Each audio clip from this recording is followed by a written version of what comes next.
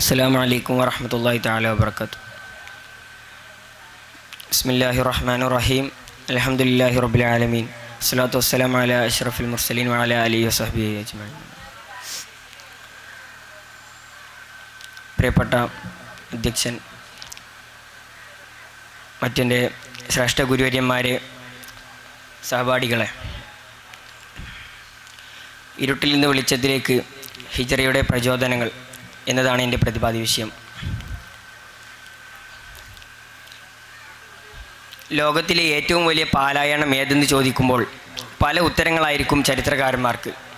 എന്നാൽ ലോകത്തെ മാറ്റിമറിച്ച വെളിച്ചത്തിൻ്റെ വിപ്ലവം തീർത്ത മഹാപ്രയാണം ഏതെന്ന് ചോദിക്കുമ്പോൾ അതിനൊറ്റ ഉത്തരമേ ഉള്ളൂ, അത് ഹിജ്റയാണ്.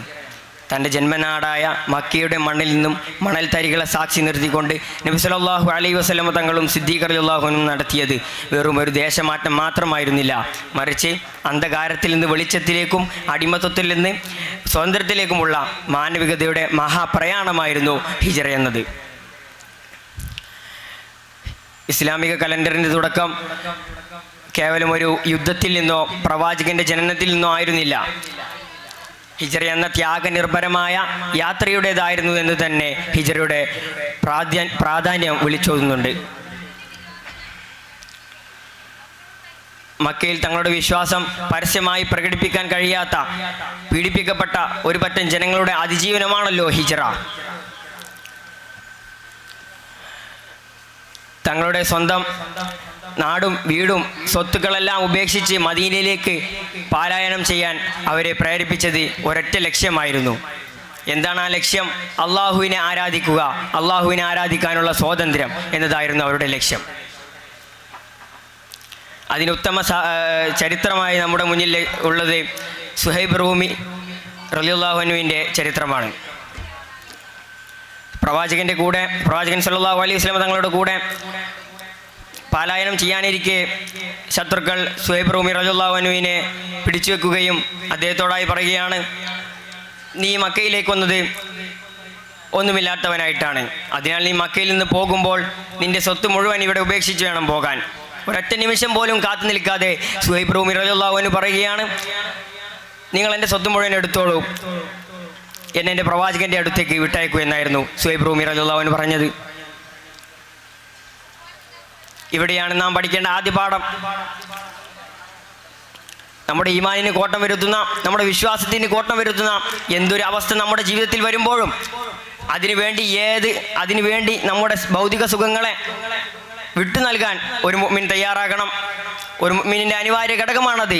ഈമാനിന് കോട്ടം വരുത്തുന്ന എന്ത് അവസ്ഥ നമ്മുടെ ജീവിതത്തിൽ വരികയാണെങ്കിലും അതിനുവേണ്ടി ത്യജിക്കാൻ നമ്മുടെ ഭൗതിക സുഖത്തെ നാം മാറ്റിവെക്കേണ്ടതുണ്ട്. അതൊരു മുഅ്മിനിനെ അടയാളമാണ്. അവിടെയാണ് ഹിജ്റ നമുക്ക് പ്രചോദനം നൽകുന്നത്, ഹിജ്റ നമ്മെ കാണിച്ചു തരുന്നതും. ഹിജ്റ നൽകുന്ന ഏറ്റവും വലിയ പ്രായോഗിക പാഠം എന്നത് പ്ലാനിംഗ് ആണ്.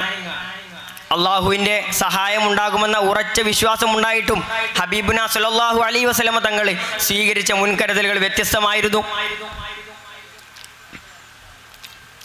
ശത്രുക്കളുടെ കണ്ണുവെട്ടിക്കാൻ ഹബീബുന സല്ലല്ലാഹു അലൈഹി വസല്ലം തങ്ങൾ തൻ്റെ കിടപ്പറയിൽ അലി റളിയല്ലാഹു അൻഹുവിനെ കിടത്തിയായിരുന്നു. കൂടാതെ ശത്രുക്കളുടെ നീക്കുപോക്കുകൾ മനസ്സിലാക്കുവാൻ വേണ്ടി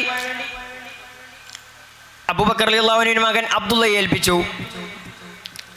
അതുപോലെ തന്നെ ഭക്ഷണം എത്തിക്കാൻ വേണ്ടി അസ്മാ റളിയല്ലാഹു അൻഹയെ ഏൽപ്പിക്കുകയുണ്ടായി. കൂടാതെ തങ്ങൾ പോകുന്ന പാത പിന്തുടരാതിരിക്കാൻ, പാത മായ്ച്ചു കളയാൻ ആട്ടിടയനായ ആമിറിനെ ഏൽപ്പിക്കുകയുണ്ടായി. ഇതൊരു വലിയ പാഠമാണ്. നമ്മുടെ ജീവിതത്തിൽ ഏതൊരു വലിയ കാര്യത്തിനും വലിയ കൃത്യമായ ആസൂത്രണം വേണമെന്ന് ഹിജ്റയിലൂടെ പ്രവാചകൻ സല്ലല്ലാഹു അലൈഹി വസല്ലം തങ്ങൾ നമ്മെ പഠിപ്പിക്കുന്നുണ്ട്.